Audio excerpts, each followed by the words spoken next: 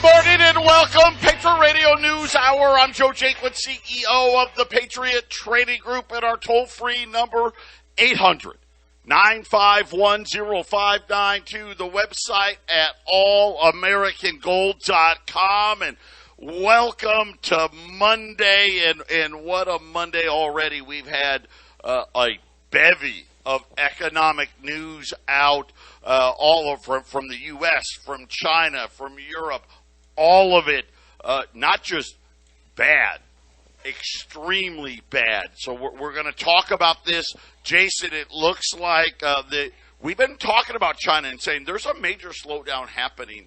They've got a housing problem there. They've been locking out millions of their depositors out of their bank, and today they had economic data coming out. You know, China's a place where, 5%,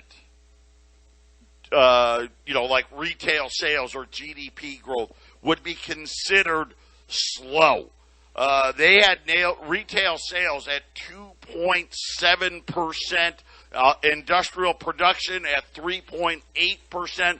Jason, these are actually, believe it or not, these would be cheered as great numbers here in America. These are actually very significant slowdown now happening in China. Well, how can you spend money if you can't get to it? It kind of makes sense. All along, they've been saying, the Chinese data is fake, like our data is real, right? China, there's fake data with their GDP.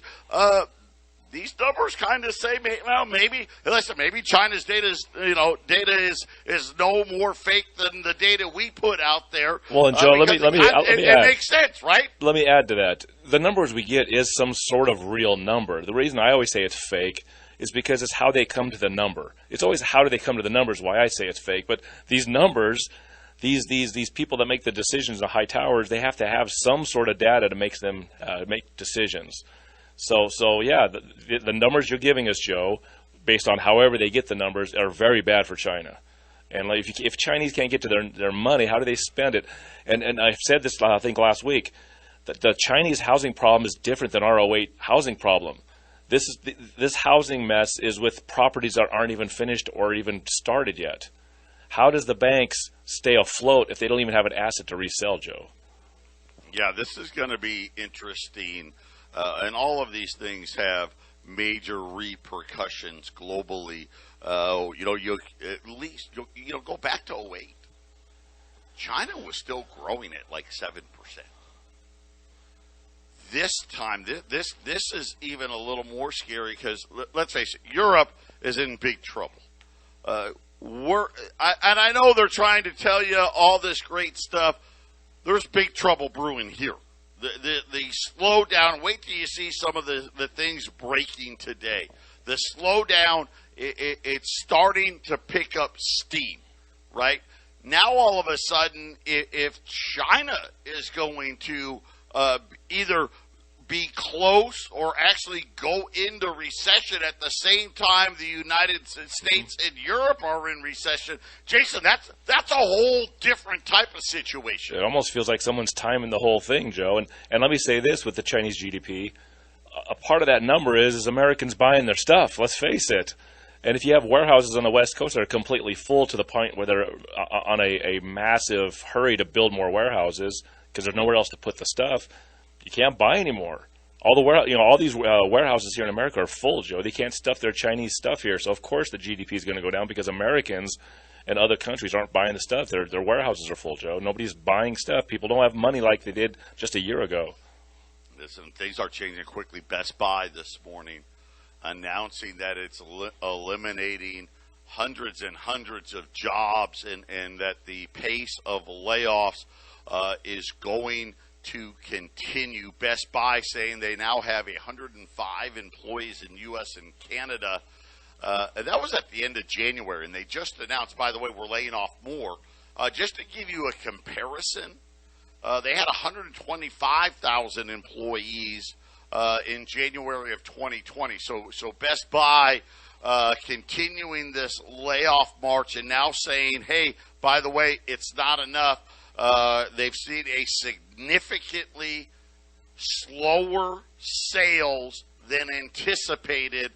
They saying that the boom in demand for home theaters, office equipment, kitchen appliances has come to an end.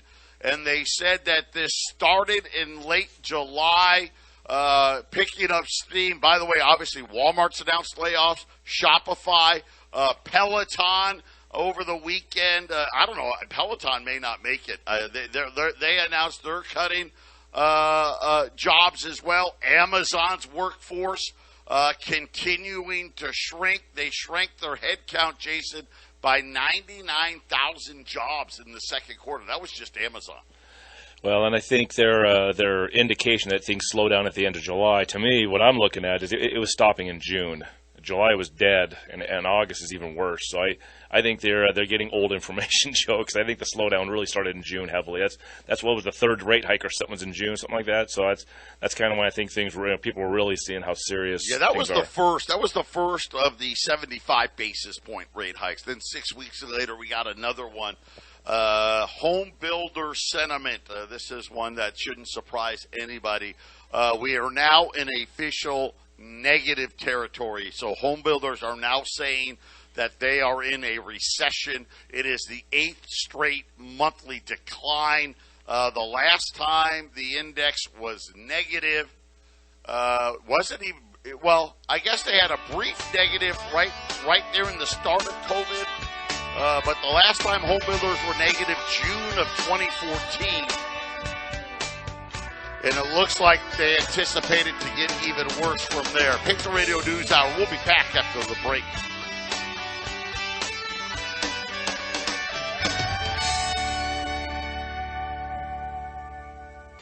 Eight 800-951-0592. Patriot Radio News Hour. Joe and Jason.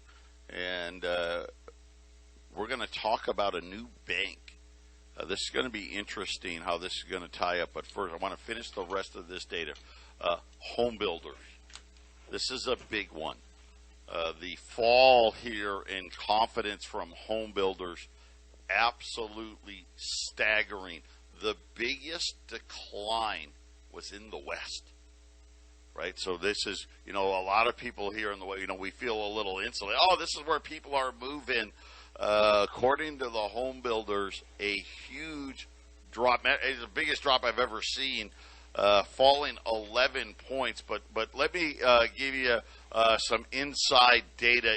Now that they are now official, the home builder index is officially in recession. This is going to be the first year since 2011 where the total volume of single-family home starts is going to post a decline. So this is an all-stop here. Home builders have been building homes pretty much as fast as they could here. Jason, this is a big change in how they feel that the rest of the year is going to play out. Let me give you an idea of how bad it is. Expectations for the next 6 months, okay, fell 2 points. It was already in recession. Anything under 50 is recession. It was at 49, went to 47. So like, hey, come on, well, that's not that bad. Why do I think that's really optimistic? Because listen to this next number. Actual buyer traffic. So actual buyer traffic. And just to be clear, I want to make sure I get this right. This is an August number, okay? So, well, I guess they released it in August. It's a July number. July number released here in August. Actual buyer traffic fell 5 points to 32. Remember, 50 is the level. Anything below 50, Jason, is recessionary. I mean, this number so far below, home builders basically saying, Jason, there's nobody coming in. That's right, Joe, but this is different than 2008, Joe, because the occupancy rate is very, very high, whereas in 2008, 9, 10, people left their homes and there was a huge gap. There was a whole lot of empty houses.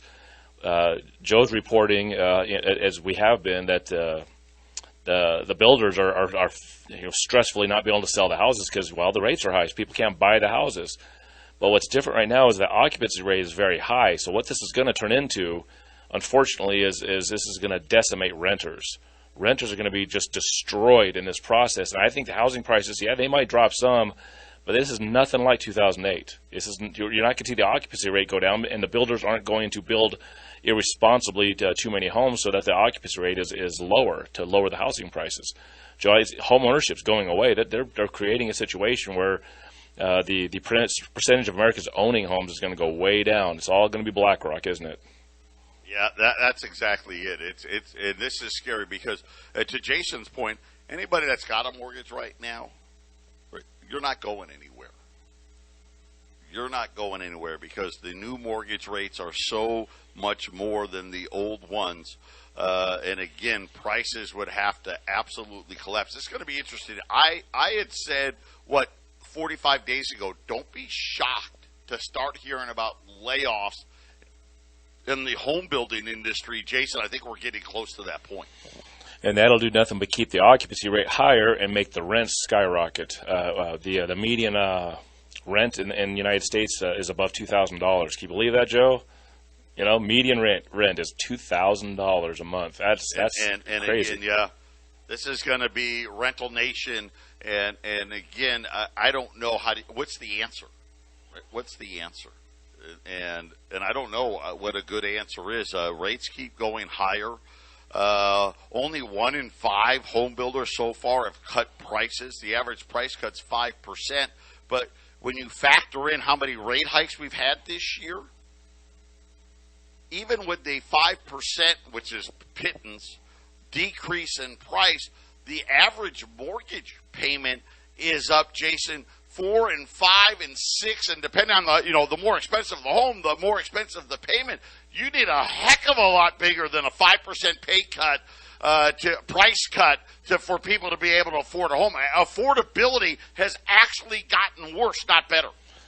Well, if the inflation would go away and the prices of everything else would come down, that would give people a chance to buy homes. What they need, unfortunately, they need a massive market crash. They need that depressionary situation that's coming in where the biggest companies feel a ton of pain and prices come ripping downward, Joe, but that doesn't look like the way they're going to handle it. It sure looks like we're stagflation, which is the worst situation for people trying to buy homes, where the prices of things just keep getting higher and the wages don't keep up, and just be a kind of a prisoner of the corporate model, which is you'll rent, you will own nothing, right, and be happy. How many times have we heard that? You can own nothing and be happy. The last piece here, New York Fed, the Empire Manufacturing Index. This one was really ugly. They're saying unexpectedly cratered to a negative 31.3. It was a negative 20. It actually got worse. They were expecting for a print of 5, at least, be somewhat positive. By the way, this is the second biggest monthly drop on record. And they've been keeping this data for a very, very long time. Inside of it, new orders tanked to a negative 29.6. The month before, it was a positive 6.2. This one, a negative 29.6. Shipments index plummeted nearly 50 points. I've never seen that before. To a negative 24.1, which just simply means, the month before, we weren't getting a lot of orders. We were getting some, but we shipped out all the orders we had. This month, not only are we not getting any orders, there's nothing for us to ship because we've already fulfilled all the orders, Jason. Yeah, that's we talked about. I just talked about the glut in things. There's too much stuff sitting there, and you can manufacture all you want, but at some point, it doesn't make any sense if people aren't buying it. And Joe, this is where we're headed. It's headed in a very bad direction. The U.S. production, dropping essentially the most in history, Joe. You said the second most. This number, this negative 31.3, that puts it. I mean, we're talking. That's right there with all the other lowest levels in the history of this report. And again, it's only one number, but you start putting it together. Best Buy coming out this over the weekend. Oh, by the way, we're just eliminating, and really what they're saying, hey, we're eliminating shifts at the store. Yep. Right? We're cutting back. We're cutting hours. We're getting rid of employees. Dramatic slowdown. The home builders, hey, we're in recession levels, and the best home building markets, the Southeast and the West, falling the most. Tech layoffs now. We're up to almost 200 plus tech companies that have announced layoffs in the last 90 days. And Jason, all of this stuff, it's picking up steam. I think the biggest news, though, still has to be China. China has always been able to keep growing no matter what was going on in the rest of the world. And now that starts to look like it's in danger. And then, of course, news out of Europe, too, Jason. Energy prices. I mean, I don't know if people have noticed, 75,000 people in England have stopped paying their power bills because they're unaffordable. Germany, now, the situation seems like gets worse every couple of weeks. I think it was last week I told you, or 2 weeks ago, that Germany couldn't, in the winter, could only heat their homes to 68 degrees. That has now changed. They're now saying that this was announced Friday night, that all public buildings across the country will not be able to set heat above 66 degrees, and calling on residents to cut the heat, cut the saunas, shorten the showers. The only exceptions, your house is not an exception, so you've got to do what we're doing publicly. Only exception, hospitals and what they call social facilities. I don't know what they mean by social facilities, but Jason, it's going to be pretty hard, right, to have an economy functioning if you can't turn the heat on. Yeah, Joe, one of the biggest ways to eliminate a lot of the problems we've just talked about in the first part of the show is just increase energy output. And these governments, especially the Western governments, are depleting energy sources, and they're hampering it. They're taking away energy. You get a ton of energy up there and running. You get tons of it, and they drop the cost of everything. Everybody does better. I was watching that movie Margin Call. I was watching it. It's been a while since it's been out. And one of the brokers in the movie, they always have these little stories in the midst of the movie, the things they could be doing instead of making a bunch of money on Wall Street. And the one guy said, hey, I built a bridge once. You know what? Yeah, I built a bridge. And he runs through all the formulas and the numbers in the 22 years after he built the bridge. And he came to the number of 1,137 years he had saved drivers not sitting on the roads because of his bridge. I mean, think how much that helps the economy, Joe, when 1,137 years of people sitting on the road was eliminated with one bridge. That's what we're talking about. Just up the energy, Joe. If they just up the energy output, no matter what it is, it could be nuclear, it could be coal, it could be whatever they want to make it, and make it cheap. But Joe, I feel like that I guess we've just been living too high of a standard of living. We need to get ready for a lower standard of living, Joe. Well, this is something, and we've been talking about the digital currencies. They're all coming, right? That's a given. But the ability of government in controlling things, and then I saw this hit on Zero Hedge. There's a new robo-carbon bank. You heard me right. A robo-carbon bank. And they're calling and advocating for what they're calling a personal carbon wallet. Let's ensure, and I'm going to give you the highlight of this new bank. Let's ensure that every household or every citizen receives a certain amount of carbon emission rights. Oh, wait, you're going to give us rights? Oh, no. We're going to take away rights, right? What do they mean by let's ensure that every household, every citizen, every business, you get a certain amount of carbon emission rights? And this is kind of what I think is really where we're going to next. This way, we can ensure that we do not emit more than our yearly limit.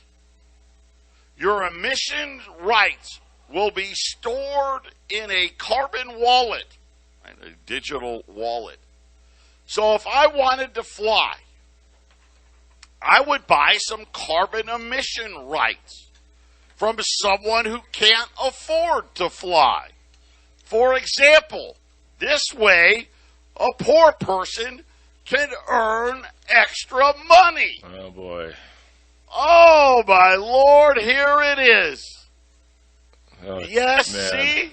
Joe, it's We're like just going to start selling carbon emission rights. they're gonna give you the freedom to put on shackles, and you're free to decide how long the chain's going to be.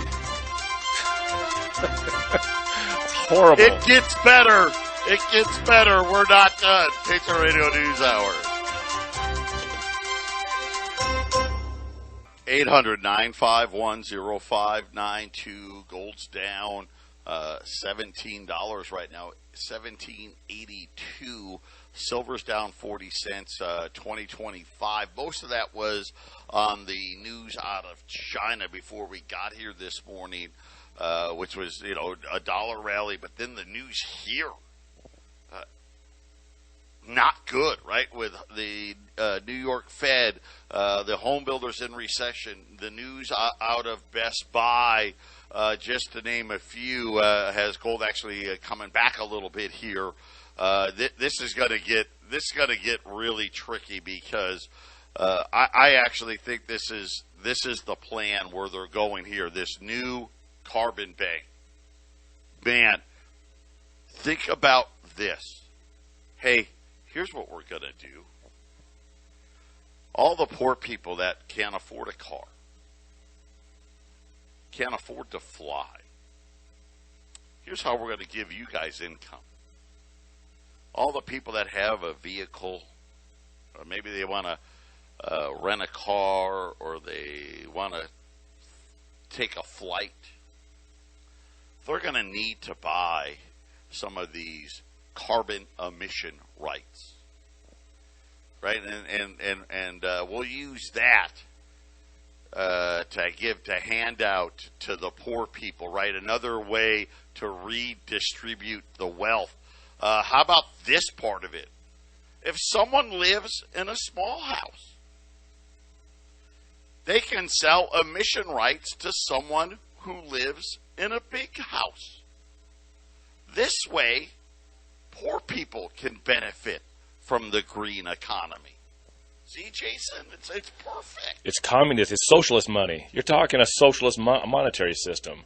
This is this is what all socialists in world history would have loved to have in their quiver of weapons against the people. That's exactly what this is, Joe. This is how to create a very equal society with a ruling class above you. Because I have a feeling their money's going to be a little different, Joe.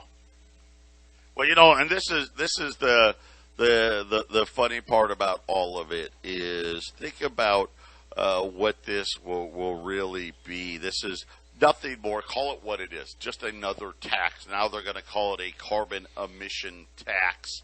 And this is another great way to impoverish so many people, and they'll collect this tax, and of course then the government will decide how to redistribute the tax. The government's going to pick winners and losers, and of course with an electronic currency they can just see at the end of the year, right? You go to do your taxes now, right? Hey, okay, let's see here. You bought this much gas. You bought this many thousands of gallons of gasoline. Well, your family was only allowed this much, so you're going to you're going to owe some gasoline carbon emissions. Oh, I see here your family booked round-trip tickets. Let's just say it was you, your wife, your 2 kids. You booked a round-trip trip. Matter of fact, you did that twice. So we're going to need some airline carbon tax credits. And, well, you know, you live in a house that's, you don't need that big of a house. See, it looks like you got a 3,000 square foot house. And we think that really 2,000 square feet's all you need. So you're going to have to pay some more emission credits because, you know, your house is just too big. And, oh, by the way, we noticed how much hot water you used, right? We noticed your power bills. Yeah, you weren't being a real good citizen here. Look at this power bill. Obviously, you had the AC on. You know, it was too low. You had the heat turned way up. So we're going to have some more tax emission credits. I mean, Jason, this is what they're talking about. How many middle class and business class people under that system will collapse within just a year, 2 years time and just give up? I give up. I might as well just work Taco Bell and just live in an apartment. It's a lot easier on my stress and my brain because it's the middle class and the business class, the small business class that hold up the entire country. It really is. You know, the corporate interests in this world, they're just sucking the blood like a leech off the taxpayers, off the citizens. And they do it because the rules. Here's the funny thing about these corporations that the left will just just vilify constantly. They're playing within the rules. I mean, how many times did Trump say it when he was going to be elected? I'm going by the rules. I didn't make the rules. He's like, if I change things in the way that I want it to be, I'm going to hurt myself. And that's kind of what we need, Joe. We need big government to go away. We need those regulations to stop. We need to give small business and entrepreneurs a way to build innovative ways to make money and make it cheaper for people to live.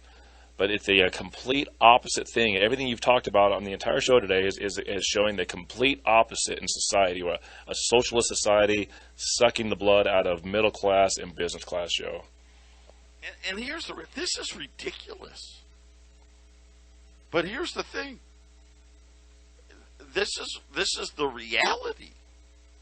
This bank has already been formed, and again, and you got to watch for these things. This particular bank is in the Netherlands, and it's worthy to note because this is kind of the pattern, right? Where they start in the more liberalized places first, and slowly but surely bring it everywhere. And again, this is kind of the goal of the climate change initiatives here, and it's so much more than climate change. This really has to do with redistribution of wealth, making it harder for you to be in the elite class. Basically, trying to convince everybody, hey, you know what? It's just better. Like Jason said, hey, just take this hourly job. You're not going to have a lot, but don't worry.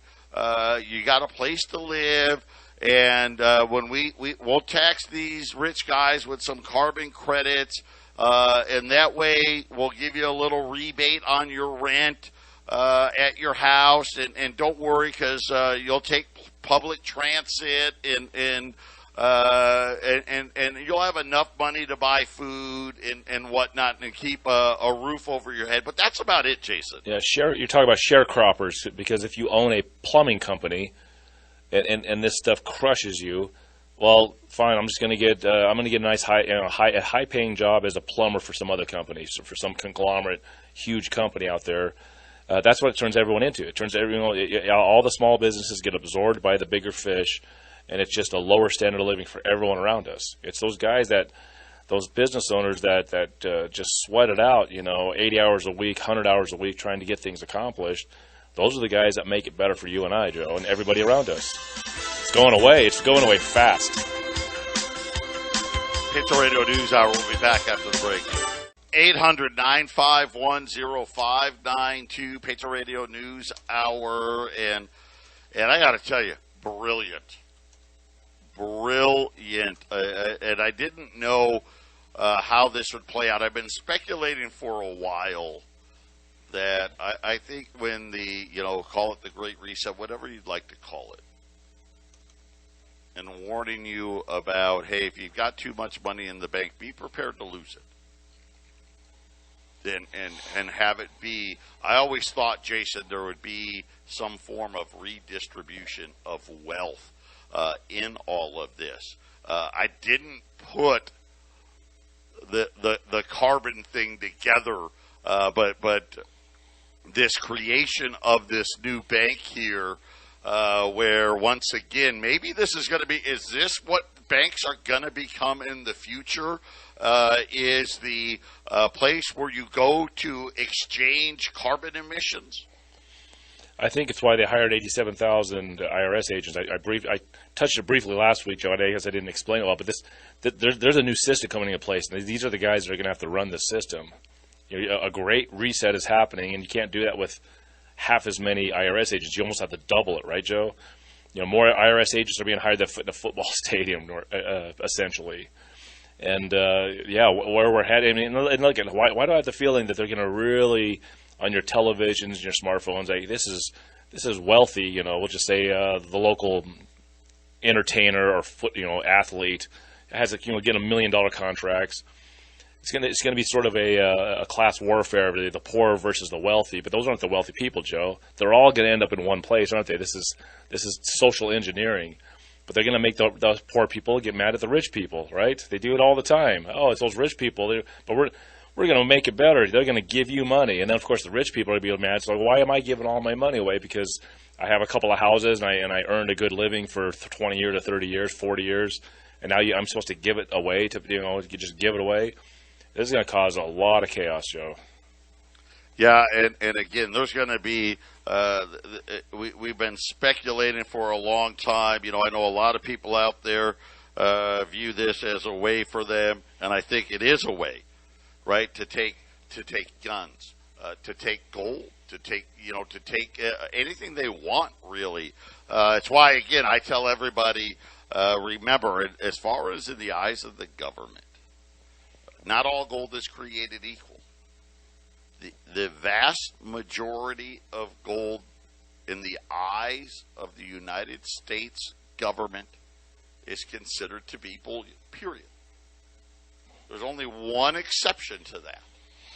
Pre-1933, U.S. minted gold, and then other coins, global coins around the world that are considered to be collectibles. If you don't have those, everything else, your gold eagles, your maple leafs, your Krugerrands, your bars, all the other forms of gold that you could possibly buy, the government doesn't differentiate. They view those all in the same.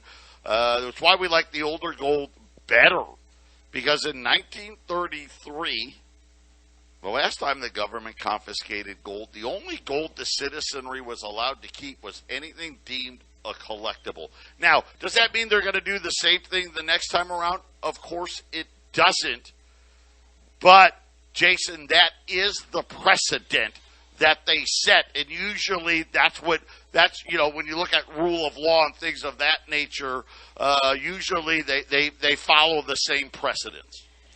Think about it, Joe, because the first thing that a prepper will think, well, we'll just barter. We'll go outside the system. I think this whole system is ready for that, too, because they can track your movements. And instead of sending police and military, like I've said many times, to take your guns, and let's just go to just a barter system. Hey, we'll trade outside their system. Well, they're going to find out where these places are that people are trading.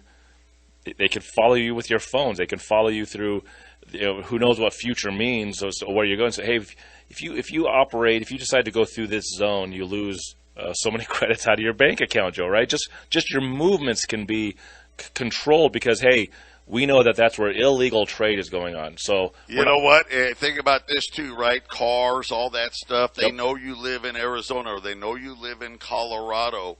Well, you know what? You just crossed the state line. That's a carbon tax fine, right? Yep. Well, just take that out of your bank. Just think about every time, you're doing a cross-country trip, right? Every time you cross, think about truckers, right? Trucker, I got a load from L.A. and I got to deliver it to Shreveport, Louisiana. Well, you know what? You're going to have 18 different carbon emission fines on the route. You know what I'm saying? Yep, and only rich people will end up owning gas cars, because you'll have to be rich, because of course you're going to get a credit if you use an electric only car, Joe. So they'll get those electric cars on the road whether we want them or not, Joe. And lastly, and I hate to bring it up, today is the day that the western states were supposed to have reached an agreement to cut 2 million acre-feet of water. No agreement was made. They had closed doors meeting in Denver. As of right now, they were unable to come into an agreement. Now, I want to give a little context too. 2 million acre feet. They actually need to cut more than that, but okay, 2 million acre feet. The total annual use of water for Los Angeles is 500,000 acre feet. Just to give perspective on how much water we're actually talking about. The total annual water use for LA is only 500,000 acre feet. If there's a deal not made, the Bureau of Reclamation is scheduled to hold a news conference tomorrow to do it for them. Patriot Radio News Hour. We'll be back. Final segment coming up.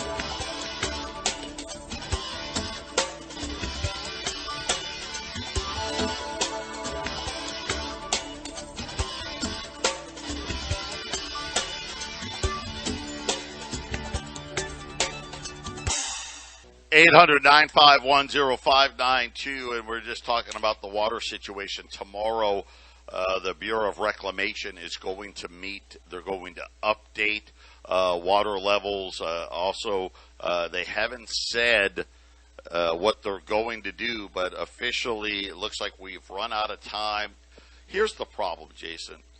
All the easy cuts have been made.